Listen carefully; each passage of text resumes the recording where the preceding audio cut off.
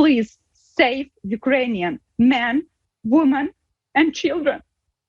Block Russia from SWIFT. I beg you.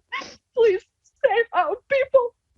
Another dozen of people and maybe hundreds of people might be murdered tonight. Ukrainian parliament member Helena Yanchenko pleading for help for her country after Russia launched a full-scale attack last night. Meanwhile, world condemnation is pouring in hours after U.S. defense officials say this is just the initial phase of the Russian invasion. Good afternoon, everyone. Thank you for joining us on KREM 2 News First at 4. I'm Tom Sherry. And I'm Whitney Ward. Thank you for being here. President Biden announced today tough new sanctions on more Russian banks and imports, stopping short, though, of sanctioning its leader, Vladimir Putin. Though the president says that option is still on the table, Natalie Brand is now at the White House with the latest.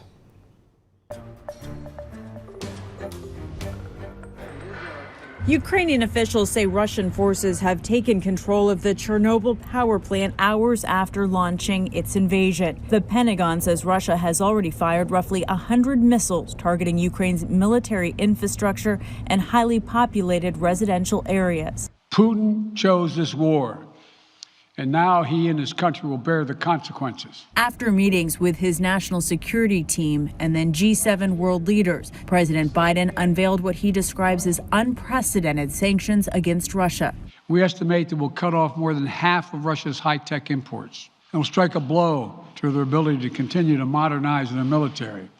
It'll degrade their aerospace industry, including their space program. Meanwhile, NATO says it will activate defense plans to protect its eastern flank. A U.S. defense official says around 7,000 additional U.S. troops will deploy to Germany. President Biden says he will not send U.S. forces into Ukraine. They are there to shore up NATO, though the U.S. has sent hundreds of millions of dollars in military equipment to help Ukrainians defend their country. We do not expect anyone to fight for us, but we expect all the help and all the response the West can send to us. U.S. forces in Poland have set up camps to receive refugees from Ukraine, while loved ones here in the U.S. fear for their safety. It's painful to see my family being on both sides, being in Ukraine and being in Russia. Demonstrators took to the streets around the U.S. to stand in solidarity with Ukraine. Natalie Brand, CBS News, the White House. So just for some context, we want to take a look now. These are all of the NATO countries here. It's a pretty long list. And of course, it does include the United States, Canada, Germany, Norway, the UK, and Latvia. Now, if Russia invades any of those countries, President Biden says the U.S. will absolutely be involved. So members of Congress from both sides of the aisle have largely united in their condemnation of Russian President Vladimir Putin. They are receiving a briefing right now from top administration officials. Actually, they received that this afternoon. Now, President Biden announced additional sanctions as well against Russia today. The president saying that every resource from the United States to Russia is now frozen. Those sanctions block the assets of 4 large Russian banks. They impose export controls and sanction the oligarchs. Biden also said the U.S. will deploy additional forces to Germany and bolster NATO for now. The president has held off on imposing some of the most severe sanctions. Now, in just a few minutes, we're going to be joined here live by University of Idaho Associate Professor of Political Science, Florian Jaswan. He is helping all of us better understand the situation that is unfolding for us right now. Absolutely, and there are lots of questions asked. You at home have questions about this crisis, this situation going on in Europe right now. And just like many of us here at the station do, you can text your questions to 509-448-2000. Then we'll be able to ask our expert guest your questions, and we'll do that in just a few minutes. First, though, we want to send things over right now to Mark Hanrahan here in the studio. I know, Mark, you've been tracking the responses to all of this from our local officials. So how are they reacting tonight to Putin invading Ukraine? Yeah, good afternoon, Whitney and Tom. Across the board, our local elected leaders are condemning Putin's actions and voicing their support for the people of Ukraine. Right here behind me, here's a live look at Ukraine's capital right now, where people are trying to flee the capital city. So let's start with a look at what Washington Governor Jay Inslee had to say about the attacks today. Governor Inslee posted to Facebook stating that all Washingtonians should be outraged by Russia's unprovoked attack on Ukraine. He also says that he stands by President Biden's support of NATO and his efforts efforts to protect our country. Inslee said he and the First Lady are thinking of those suffering from the attacks, especially members of the Ukrainian community living in Washington state. Inslee ended his statement with a link to Ukraine travel information and a travel advisory to Ukraine for those with friends or loved ones in that country. Meantime, across the state border in Idaho, Governor Brad Little voiced his support for Ukraine in a tweet today. Little wrote that he is praying for the Ukrainian people and is praying for peace. He also went on to state that Putin's attack is an assault on democracy and we must hold Russia accountable for their aggression toward the Ukrainian people. Back in Washington, Representative Cathy McMorris Rodgers issued her statement via Twitter as well, stating, quote, "I join in strongly condemning Vladimir Putin's unprovoked and unlawful invasion of Ukraine.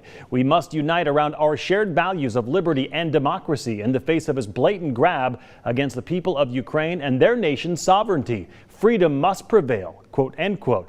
Washington Senator Maria Cantwell issued the following statement saying, quote, "Ukraine is a proud and sovereign nation. Vladimir Putin ignored Ukrainians' decision to live in a democracy and be free.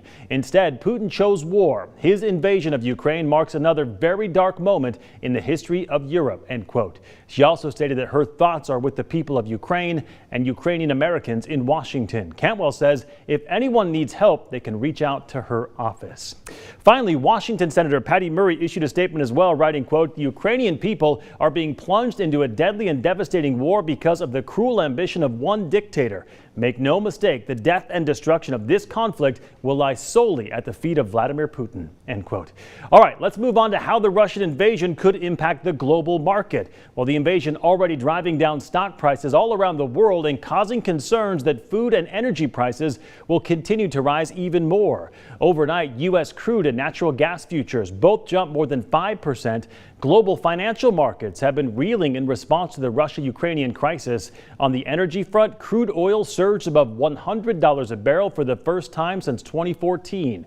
Crude prices have jumped more than $20 a barrel since the start of the new year on fears of sanctions on Russia's energy sector. Russia and Ukraine are also both major global suppliers of corn and wheat. Russia, though, also feeling the squeeze. Their ruble plunged to a record low today following the invasion. Another concerns cybersecurity. The U.S. government is on high alert now for the possibility of the conflict spilling over into cyberspace, where in the past, Russia has been able to cause disruption and damage. U.S. businesses and local governments are being warned to be extra vigilant against ransomware attacks.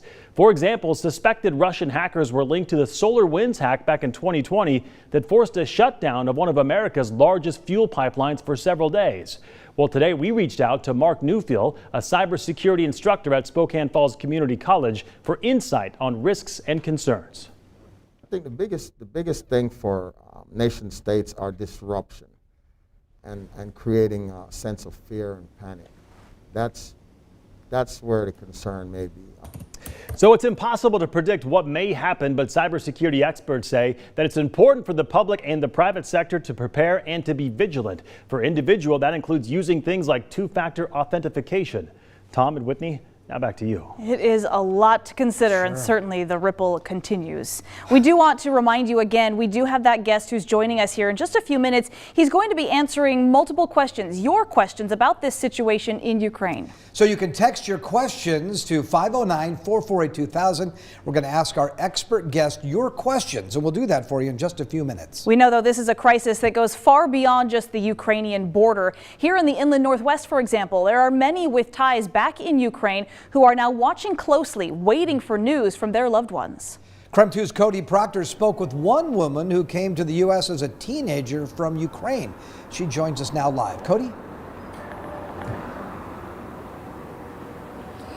Well, Tom and Whitney, Ina Mayorv is the owner of the Yummy Tsunami European food and deli store on Sprague, and it is a store specializing in food from Europe, particularly Eastern Europe, such as Ukraine and Russia. Now, Mayorv came to Spokane when she was just a teenager, about 16 years old, but she still has friends and family back in Ukraine. Since the attacks from Russia began, she's been hearing from them and says right now, at last check, they have been okay, but admits it's been hard for her to see what's happening in her home country unfold, even thousands of miles away. It's hard. It just you want to be with them, you know. You want to hug them. You want to tell them, no, it's going to be all right. You know, it's going to stop soon. It's not going to last for long. But then you remember 2014, where it lasted for a very long time. A lot of people got killed. A lot of people lost their houses.